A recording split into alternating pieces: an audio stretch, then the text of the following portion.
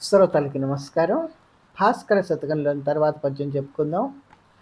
పరహితమైన కార్యమతి భారము తోడిది అయినన్ పూను సత్పురుషుడు లోకముల్ పొగడ పూర్వమునందొక రాలవర్షమున్ కురియగజొచ్చినన్ కదిసి గొబ్బున గోజన రక్షణార్థమై గిరినొక కేలనెత్తెనట కృష్ణుడు ఛత్రము భాతి భాస్కర.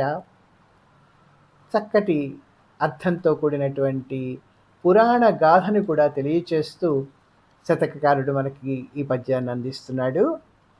ఇంద్రుడు కృష్ణుడి మీద కల కోపంతో అతని గోవులని, వాటిని చూసుకునేటువంటి గోపాలురని బాధించడానికి రాళ్లవాన కురిపిస్తే వాళ్ళందరినీ రక్షించడం కోసం చాలా కష్టమని తెలిసినా కూడా ఆ శ్రీకృష్ణుడు ఒక కొండని, గోవర్ధనగిరిని గొడుగుగా పట్టుకొని మహాత్ముడు ఎంత కార్యాన్నైనా సాధిస్తాడు 10 మంది కోసం, 10 మందిని రక్షించడం కోసం అని నిరూపించాడు కదా.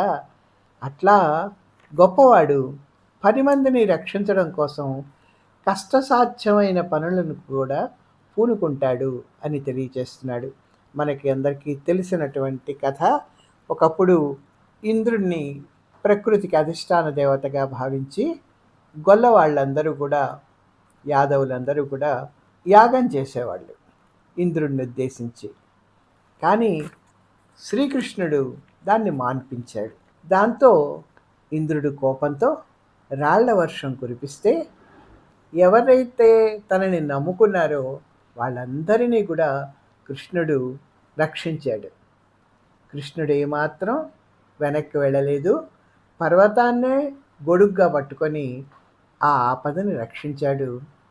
ప్రకృతికి అధిష్టాన దేవత ఒక ఇంద్రుడే కాదు, సమస్త ప్రకృతి కూడా అనేటువంటి ఒక భావాన్ని చొప్పిస్తూ తనని నమ్ముకున్నటువంటి వాళ్ళని రక్షించడం కోసం కష్టసాధ్యమైనటువంటి పనిని కూడా ఉత్తములైన వాళ్ళు చేపడతారు అని ఇందులో అంతర్గత అర్థాన్ని ఇమిడ్చి చెప్పాడు శతకకారుడు.